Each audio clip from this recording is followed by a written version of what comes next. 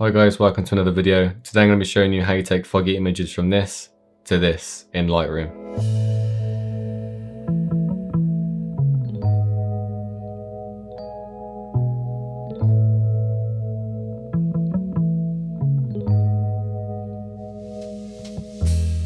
So when it comes to editing, it's very personal preference, but I think a lot of people can agree there's barely any contrast in this and it's kind of hard to make out detail. And so we want to kind of bring back those details. Now a really easy way of doing this, which I don't use too often, is just go on the dehaze slider here and bring it to the right, which is actually removing that haze. And you can go extreme with this, but then it kind of ruins the purpose of the image. It basically takes away all the fog. So I'd say play around with this until it looks good. I think around kind of 65 looks good.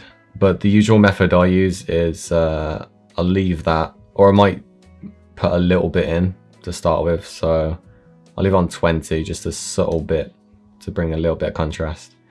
The exposure is already good, so before you go on to this step, maybe get the exposure good. But when you're shooting in foggy conditions like this, the exposure is quite flat and it's already kind of prepped for the tone curve, which I'm about to go into now. So a good thing about the tone curve is you can have complete control over the contrast in every part of the image. So if I bring this to the right, as you can see, that's crushing the darkest parts of the image and making them even darker. A lot of people use the tone curve for the Instagram effect, so if you do the opposite and bring it up, it'll go all faded. The best way I use this is kind of put some dots here. So this is the shadows, this is the midtones, and this is the highlights. Kind of bring this across a little bit, so it's not really doing anything at the moment because it's locked on this point. So this is the shadows. I'm going to bring them down to where this grey bit is. So you can see this kind of tone graph histogram thing. That's sort of showing you your limit in a way. So if you go beyond that, it kind of gets a bit too dark. So I'd say somewhere around there is good for the shadows. And then I can kind of bring this in or out. So around 30 is good. And then I can bring the midtones down a tiny bit.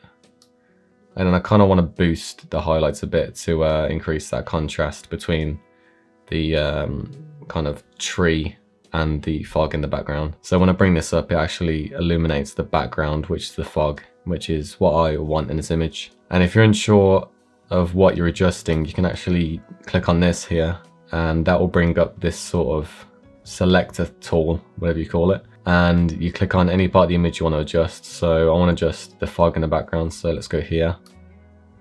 And it's added a point to my curve there, so it's telling me that that's where the fog is.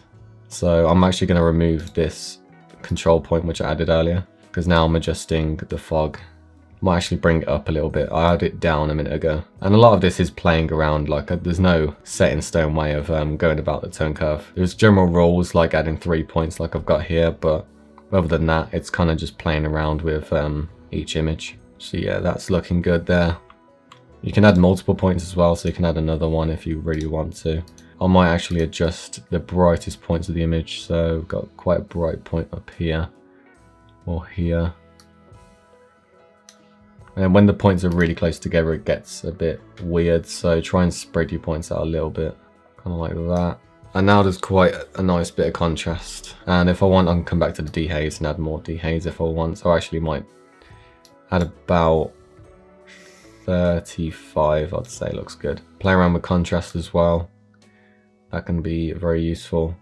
But you don't want to overdo it really. Like you got to remember that it was really foggy on the day. You don't want to take away that natural aspect of the image. We kind of want to enhance it rather than take it away. The fog kind of removed a lot of the color. So what I'm going to do now is just correct the white balance. So I usually just start with going on auto and then I'll bring it back to how it kind of looks. You can use this thing here as well and select a gray point, but never usually works that good unless you've got a proper solid gray in your image. So yeah, I'm just going to eyeball it after auto correcting it.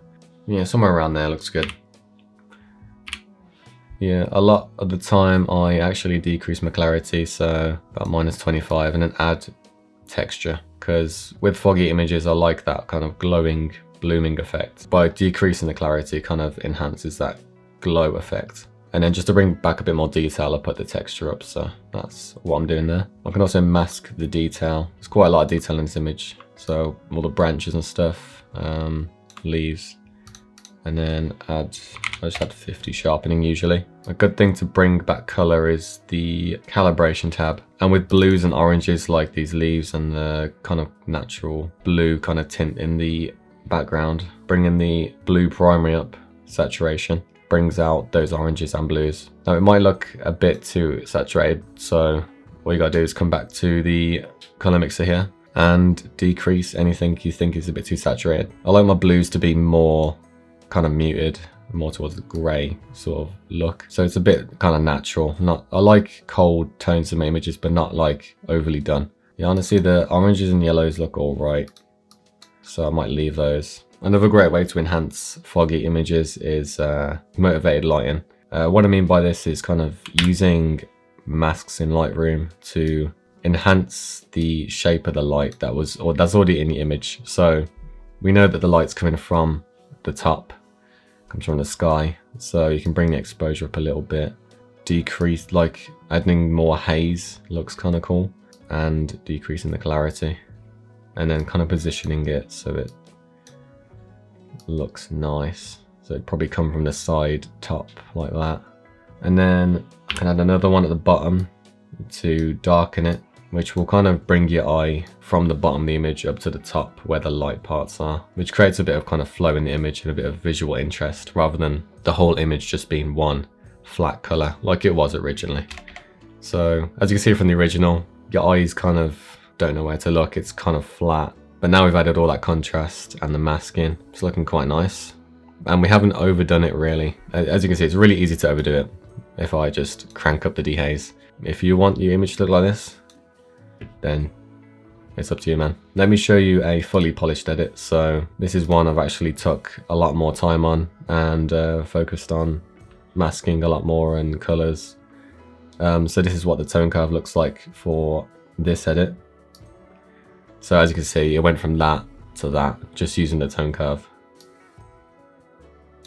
I can't stress enough how important the tone curve is. Once you learn it, it can transform your editing so much. But yeah, as you can see, I didn't actually use the dehaze at all for this edit. All I did was use the tone curve, added a bit of color in with the RGB channels on the tone curve, and then contrast up there. And the rest was just color grading really, and masking. Here's another example from that same day. This edit might have been a little bit overboard for my taste nowadays. I did edit this a while ago. I probably would have put less contrast in, to be honest. But yeah, I'm going to call it there for today's video. So I hope you learned something new about editing. And make sure to leave a like, subscribe, share, comment, all that stuff. And I will see you in the next video. Bye.